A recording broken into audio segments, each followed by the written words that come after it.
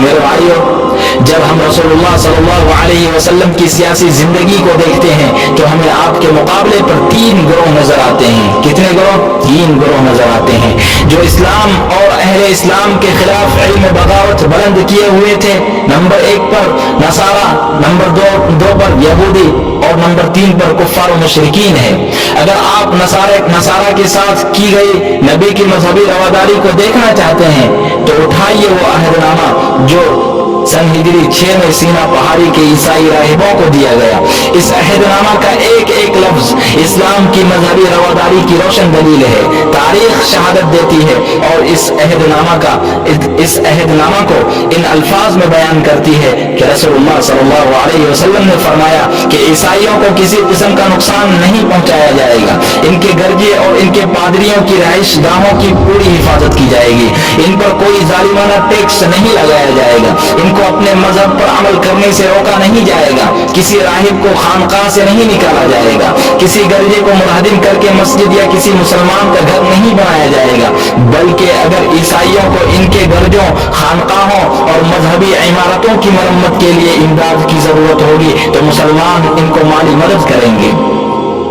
اور اگر مسلمان ان شرائط کی خلاف ورزی کریں گے تو مسلمانوں کو سخت سزائیں دی جائیں گی۔ انسانیت کا دم بھرنے والے، مذہبی مساوات کا دعویٰ کرنے والے کیا اس عہد نامے کی نظیر پیش کر سکتے ہیں؟ میرے بھائیو، اسلام پر عدم رواداری کا الزام دراصل یہودیوں نے ہی لگایا ہے۔ یہود کی اسلام دشمنی معروف و مشہور رہی ہے۔ آپ جانتے ہیں یہود کون ہیں؟ وہ یہود جو اسلام کی بیخ کنی کا بیڑا اٹھائے ہوئے تھے، وہ یہود جو تمام عرب میں اسلام کے خلاف بغاوت پیدا کرنے کی تدبیریں کر رہے تھے، وہ یہود جو قریش مکہ کو مسلمانوں کے خلاف جنگ پر ابھار رہے تھے، وہ یہود جو جنگ احزاب میں پوری دنیا کفر کو امداد پہنچا رہے تھے، وہ یہود جو مدینہ پر چڑھائی کی کوشش کر رہے تھے، وہ یہود جو کھانے میں زہر دے کر پیکر قدسی کو شہید کرنے کی سازشیں رچ رہے تھے، وہ یہود جو السلام علیکم کے بجائے السلام علیکم کہہ کر رحمت عالم کو بددعا دیا کرتے تھے،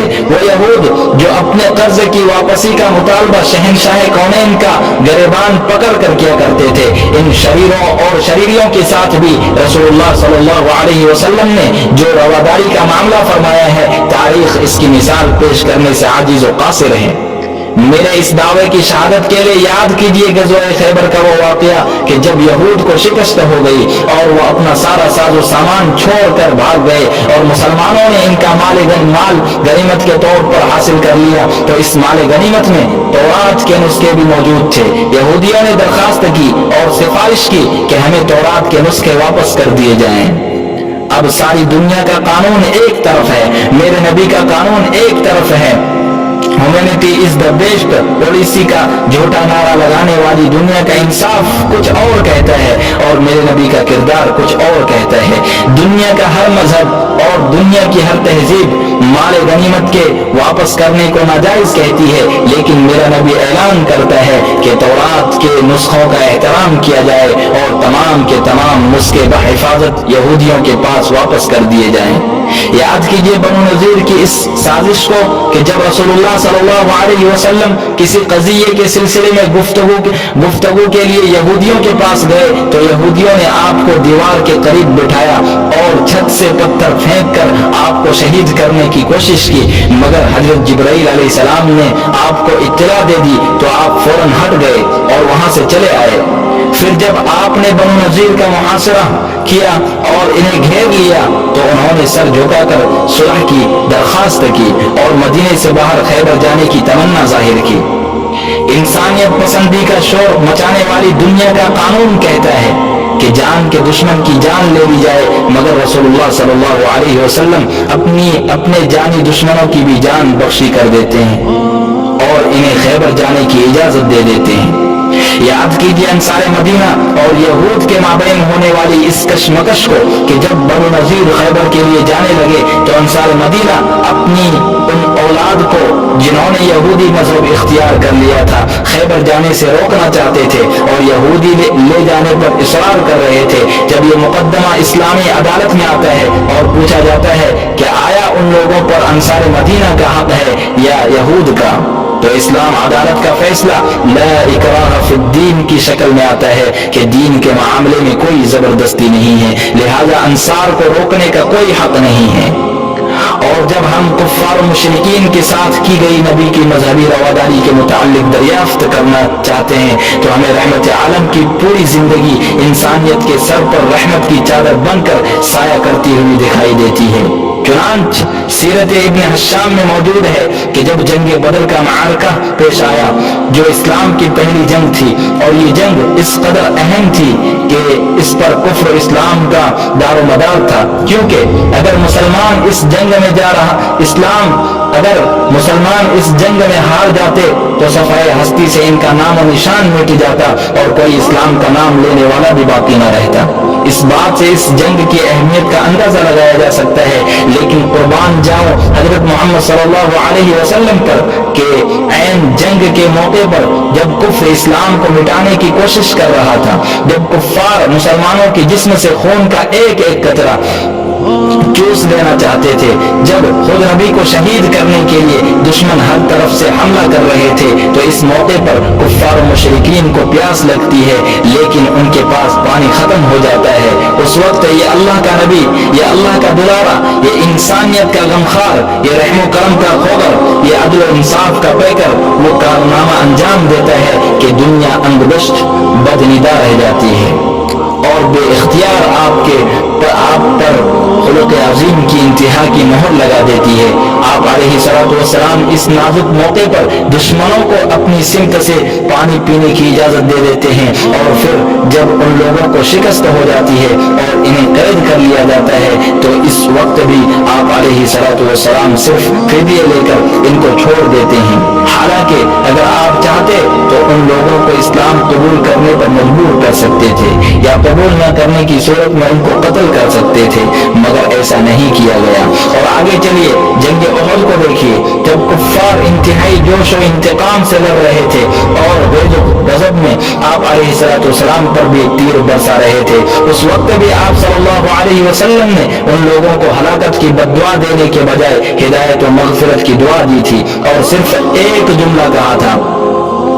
کہ اے اللہ میری قوم کو بخش دے، وہ جانتے نہیں۔ میرے بھائیو، رواداری ایک اچھی چیز ہے، لیکن اس کا یہ مطلب نہیں کہ ہر جگہ ہی رواداری دکھائی جائے، کسی بھی صورت میں رواداری سے انحراف نہ کیا جائے۔ کوئی تمہارے ایک گال پر تھپڑ مار دے تو تم دوسرا بھی پیش کر دو، کوئی تمہارے ایک مکان پر قبضہ کر لے تو تم دوسرا بھی دے دو، کوئی تمہارے ایک بھائی کو قتل کر دے تو تم دوسرے بھائی کو بھی قتل کے لیے دے دو۔ نہیں، یہ اسلام کی تعلیمات نہیں ہے، کیونکہ ظالم کے ساتھ معافی اور رواداری بسا اوقات مفید ہونے کے بجائے مضر ثابت ہوتی ہے، فائدے کے بجائے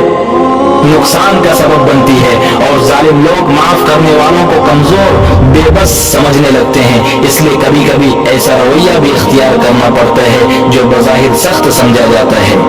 لیکن جب ہم دیگر مذاہب پر نظر ڈالتے ہیں تو کہیں شجاعت و بہادری ملتی ہے مگر نرم اخلاق نہیں، اور کہیں نرم اخلاق ملتے ہیں تو سرگرم خون نہیں، جبکہ اس دنیا میں ان دونوں قوتوں کی ضرورت ہے، اور ان دونوں قوتوں کی تعلیم صرف ایک ہی مذہب دیتا ہے اور وہ ہے مذہب اسلام۔ اگر اس دوسری قوت کو مد نظر رکھا جائے، اس کی حکمتوں اور مصلحتوں کو سمجھ لیا جائے تو وہ تمام سوالات جو اس سلسلے میں اسلام پر کیے جاتے ہیں، اسلام میں جنگیں کیوں ہوئی، کیا مقاصد تھے، کیا اسباب تھے، کیا فوائد و منافع پیش نظر تھے، یہ تمام کے تمام سوالات خود بخود حل ہو جائیں گے۔ میرے پاس وقت نہیں کہ میں ان تمام سوالات کے جواب دوں، لیکن میں آپ کے سامنے ان چند اصول کو بیان کرتا ہوں کہ جس کی ہدایت مسلمانوں کو دی گئی ہے، اور ان قوانین کی ایک جھلک دکھاتا ہوں جن کی بنا پر جنگ نہیں بلکہ قیام امن کا باعث بن جاتی تھی۔ آگے بڑھ کر اگر میں یوں کہوں کہ اسلام نے لڑنے کے لیے جو اصول و ضوابط پیش کیے ہیں وہ ایسے ہیں کہ انسانیت ان پر فخر کر سکتی ہے، تو میں سمجھتا ہوں کہ میرا یہ کہنا غلط نہ ہوگا۔ میرے بھائیوں، اسلامی جہاد میں کسی بچے، بوڑھے یا عورت کو قتل کرنے کی اجازت نہیں ہے، ابو داؤد کتاب الجہاد میں ہے کہ آپ علیہ جب بھی کسی لشکر کو روانہ فرماتے تو لازماً یہ تاکید کرتے کہ کسی بوڑھے، کسی بچے یا کسی عورت کو قتل نہ کیا جائے۔ کھیت کھلیان اور زمینوں کو تباہ کرنے کی اجازت نہیں ہے۔ سورہ بقرہ آیت نمبر 205 میں ہے کہ جنگ کے زمانے میں یا فتح کے بعد زمینوں، فصلوں اور نسلوں کو تباہ کرنا کسی حال میں جائز نہیں ہے۔ گھروں میں گھس کر لوٹ مار کرنے کی اجازت نہیں ہے۔ ابو داؤد میں ہے کہ جو شخص جنگ کے موقع پر دوسروں کے گھروں میں جا کر ان کے رہنے والوں کو تنگ کرے تو اس کا جہاد قبول نہیں کیا جائے گا۔ مسئلہ کرنے کی اجازت نہیں ہے۔ چنانچہ دور نبوت میں ایک شخص کو قید کر کے لایا گیا جو بڑ آتش بیاں مقرر تھا اور رسول اللہ صلی اللہ علیہ وسلم کے خلاف تقریریں کیا کرتا تھا۔ لوگوں نے رسول اللہ صلی اللہ علیہ وسلم سے اس دشمن رسول کے دانت توڑنے کا مطالبہ کیا، مگر آپ علیہ السلام نے فرمایا کہ اگر میں اس کے دانت توڑوا دوں تو اللہ تعالیٰ میرے دانت توڑ دے گا اگرچہ میں نبی ہوں۔ میرے بھائیوں، اللہ تبارک و تعالی ہم لوگوں کو کہنے سننے سے زیادہ عمل کرنے کی توفیق عطا فرمائے۔ وآخر دعوانا ان الحمد للہ رب العالمین۔